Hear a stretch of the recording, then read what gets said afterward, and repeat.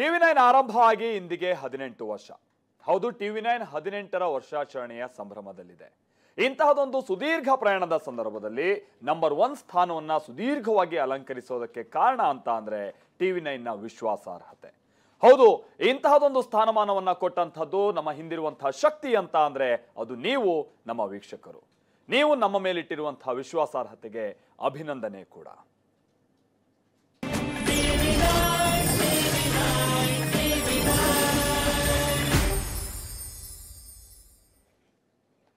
ಇನ್ನು ಬೆಳಗಾವಿಯ ಸುವರ್ಣಸೌಧದಿಂದ ಇನ್ಸೈಡ್ ಸುದ್ದಿಯನ್ನ ನಮ್ಮ ಜೊತೆಗೆ ನಡೆಸಿಕೊಡೋ ನಿಟ್ಟಿನಲ್ಲಿ ಪ್ರಮೋದ್ ಜಾಯಿನ್ ಆಗ್ತಾ ಇದ್ದಾರೆ. Over to you Pramod.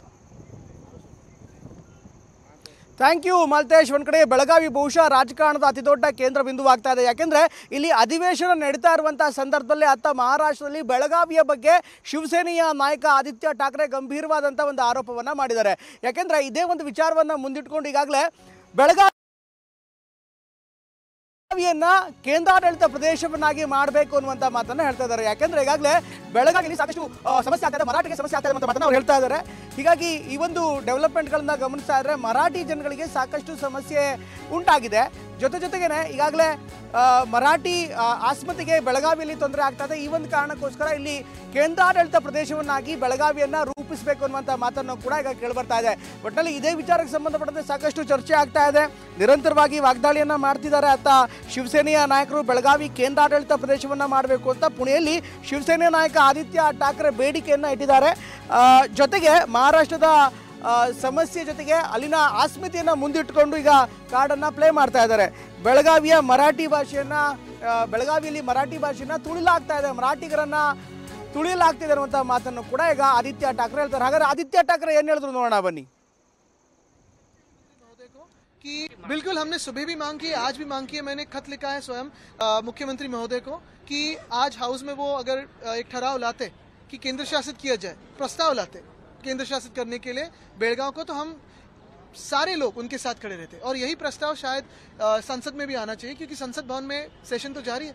यही हमारी मांग रहेगी कि वहाँ के जो अत्याचार हो रहे हैं वो रोका जाए, अट्रोसिटीज रोके जाए, और मराठी जनता को जो हैरान किया जा रहा है वो तुरंत रोका जाए. मराठी जनता तो भी हिंदू ही है ना, तो बटेंगे तो कटेंगे बोलने वाले वहां जाके मराठी जनता को आश्रय देंगे क्या?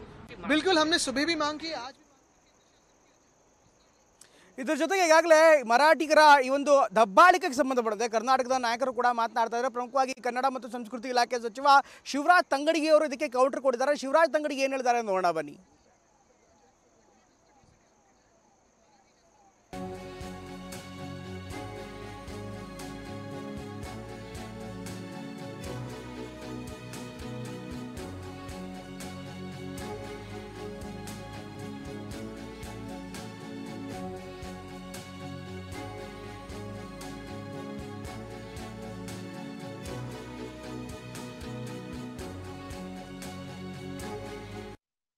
ಠಾಕ್ರೆ ಆಗ್ಬೋದು, ಬಾಲಾ ಠಾಕ್ರೆ ಆಗ್ಬೋದು, ಕರ್ನಾಟಕದ ವಿಚಾರ ಪದೇ ಒಂದೊಂದಕ್ಕೆ ಆದಿ ತೆಗಿತಾರೆ. ಈಗ ಮುಂದುವರೆದ ಭಾಗವಾಗಿ ಶಾಸಕ ಆದಿತ್ಯ ಠಾಕ್ರೆ ಒಂದು ಹೇಳಿಕೆಯನ್ನು ಕೊಟ್ಟಿದ್ದಾರೆ.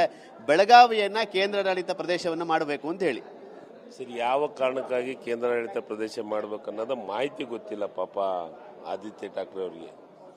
ಬೆಳಗಾವಿ ಕನ್ನಡಿಗರೇ ಜಾಸ್ತಿ ಇರೋದು, ಕನ್ನಡದ ಅತಿ ಹೆಚ್ಚು ಇರೋಂಥದ್ದು, ಮತ್ತು ಇಡೀ ಈ ಭಾಗದೊಳಗೆ ಕರ್ನಾಟಕದೊಳಗೆ ಇಲ್ಲಿ ಸುವರ್ಣಸೌಧವನ್ನು ಕಟ್ಟಿಸಿ ಪ್ರತಿ ವರ್ಷ ಇಲ್ಲೇ ಅಧಿವೇಶನ ಮಾಡ್ತಾ ಇರೋದು, ಇವನ್ನೆಲ್ಲವನ್ನು ಗಮನಿಸಿದರೆ ಅವ್ರಿಗೆಲ್ಲ ಒಂದು ಕಡೆ ಮಾಹಿತಿ ಕೊರತೆಯಿಂದ ಆ ರೀತಿ ಹೇಳಿಕೆಯನ್ನು ಕೊಟ್ಟಿರ್ಬೋದು. ಇಂಥದ್ದೆಲ್ಲ ಹೇಳಿಕೆಯನ್ನು ಸತತವಾಗಿ ಹಿಂದೆ ಮಹಾರಾಷ್ಟ್ರದವರು ಎಲ್ಲ ನಾಯಕರು ಇದೇ ರೀತಿ ಹೇಳಿಕೆ ಕೊಟ್ಕೊಂತ ಬಂದಿದ್ದಾರೆ. ಆದರೆ ಕರ್ನಾಟಕವನ್ನು ಬೇರ್ಪಡಿಸಲಿಕ್ಕೆ ಸಾಧ್ಯನೇ ಇಲ್ಲ. ಬೆಳಗಾವಿಗೆ ಮಾಹಿತಿ ತಿಳ್ಕೊಳ್ಳಾರ್ದ ಮಾತಾಡೋದು ಒಳ್ಳೇದಲ್ಲ. ಆದಿತ್ಯ ಠಾಕ್ರೆ ಅವ್ರಿಗೆ ಇನ್ನೊಮ್ಮೆ ಮಾಹಿತಿನ ತಿಳ್ಕೊಂಡು ಮಾತಾಡಲಿ ಅಂತ ನಾನು ವೈಯಕ್ತಿಕ ಅಭಿಪ್ರಾಯ. ಗಡಿ ವಿವಾದ ಬಗೆಹರಿಗೂ ಕೂಡ ಈ ಒಂದು ನಿರ್ಧಾರವನ್ನು ತೆಗೆದುಕೊಳ್ಬೇಕು ಅನ್ನೋ ಮಾತಾಡಿದ್ದಾರೆ. ಗಡಿ ವಿವಾದ ಬಗೆಹರಿಸ್ಬೇಕಂತಂದು ಈಗಾಗಲೇ ಎಲ್ಲ ವರದಿಗಳು ಏನು ಬಂದಿದ್ದೇವೆ ಆ ವರದಿಯನ್ನು ಒಂದ್ಸತಿ ನೋಡ್ಲಿ ಅವರು.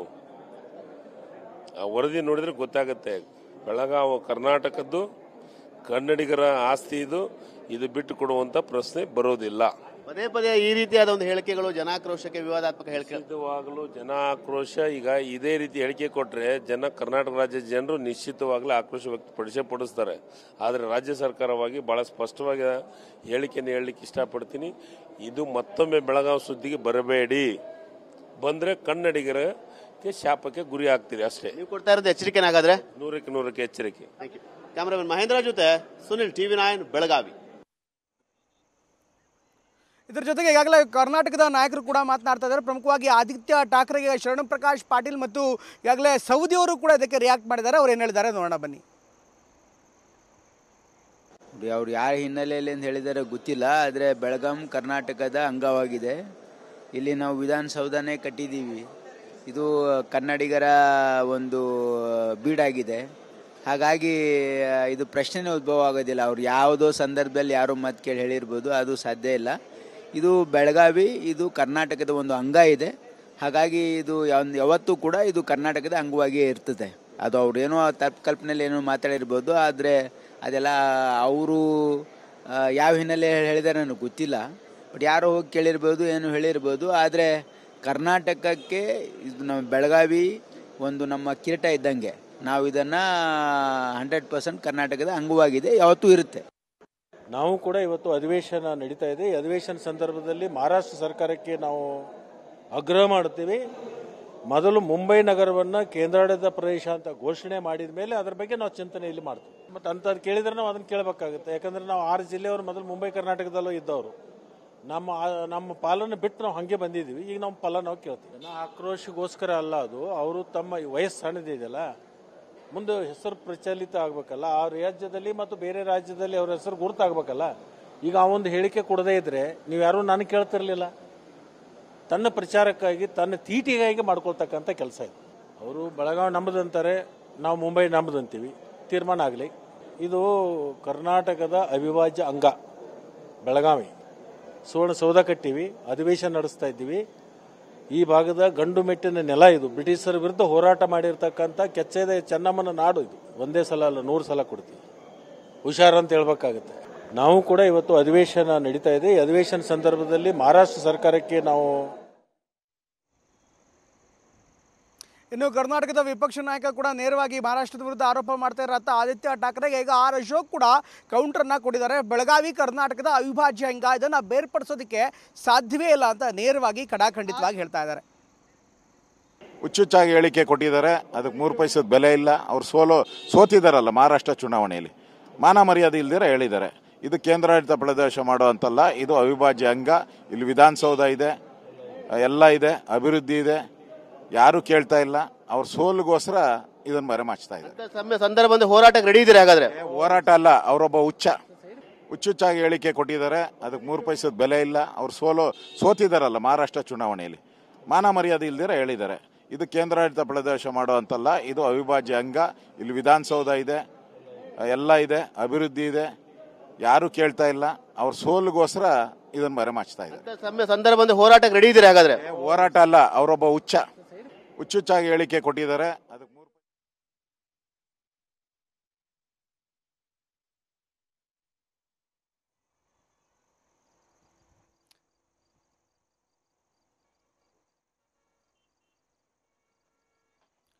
ಈಗಾಗಲೇ ಕರ್ನಾಟಕ ಕೂಡ ನೇರವಾಗಿ ಪ್ರತಿಕ್ರಿಯೆ ಮಾಡ್ತಾ ಇದೆ. ಅತ್ತ ಮಹಾರಾಷ್ಟ್ರದ ಆದಿತ್ಯ ಠಾಕ್ರೆ ಇದಕ್ಕೆ ಸಂಬಂಧಪಟ್ಟಂತೆ ಮಾತನಾಡಿದ್ದಾರೆ. ಯಾಕೆಂದರೆ ಅತ್ತ ಮಹಾರಾಷ್ಟ್ರದ ಅಸ್ಮಿತೆಯನ್ನು ಮುಂದಿಟ್ಕೊಂಡು, ಮಹಾರಾಷ್ಟ್ರದ ಭಾವನಾತ್ಮಕ ವಿಚಾರವನ್ನು ಮುಂದಿಟ್ಟು ಈಗ ಆದಿತ್ಯ ಠಾಕ್ರೆ ಪ್ರಶ್ನೆಯನ್ನು ಮಾಡ್ತಿದ್ದಾರೆ. ಯಾಕಂದರೆ ಸಹಜವಾದಂಥ ಸೋಲು, ಪ್ರಮುಖವಾಗಿ ಶಿವಸೇನೆ ಏನಿದೆ, ಶಿವಸೇನೆ ಮೊದಲಿಂದಲೂ ಕೂಡ ಮರಾಠಿ ಅಸ್ಮಿತೆಯನ್ನು, ಬಾಳಾ ಸಾಹೇಬ್ ಠಾಕ್ರೆ ಕಾಲದಿಂದಲೂ ಕೂಡ ಮರಾಠಿ ಅಸ್ಮಿತೆಯನ್ನು ಮುಂದಿಟ್ಟು ಹೋರಾಟ ಮಾಡ್ತಿತ್ತು. ಆದರೆ ಈಗ ಮಹಾರಾಷ್ಟ್ರದಲ್ಲಾಗಿರುವಂಥ ಸೋಲು ಸಹಜವಾಗಿ ಎಲ್ಲ ಆಯಾಮಗಳನ್ನ ಬದಲಿಸಿದೆ. ಹೀಗಾಗಿ ಮತ್ತೆ ಪಕ್ಷವನ್ನು ಕಟ್ಟುವಂಥ ನಿಟ್ಟಿನಲ್ಲಿ ಈಗ ಸಾಕಷ್ಟು ಭಾವನಾತ್ಮಕ ವಿಚಾರವನ್ನು ಈಗ ಆದಿತ್ಯ ಠಾಕ್ರೆ ಮುನ್ನೆಲೆಗೆ ತರ್ತಾ ಇದ್ದಾರೆ.